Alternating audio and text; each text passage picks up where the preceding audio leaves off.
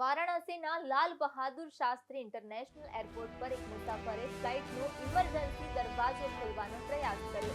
મુંબઈ માટે take off કરતા પહેલા વિમાન એપ્રોચથી રનવે તરફ આગળ વધી રહ્યું હતું ત્યારે મુસાફરની કૃત્યથી અફરાતફરી મચી ગઈ.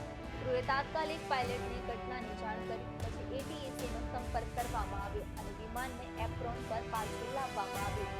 આરોપીને કસ્ટડીમાં લેવામાં આવ્યો હતો અને અન્ય તમામ મુસાફરોને પણ નીચે ઉતારવામાં આવ્યા હતા અને વિમાનની તપાસ કરવામાં આવી હતી. ત્યારે અહેવાલો અનુસાર ધરપકડ કરાયેલો યુવાન જોનપુરના મુંગારાબાદ શાહપુરનો રહેવાસી છે. તેની ઓળખ સુજીતસિંહ તરીકે થઈ છે, જ્યારે પોલીસ અને ગુપ્તચર ટીમો તેની પૂછપરછ કરી રહી છે.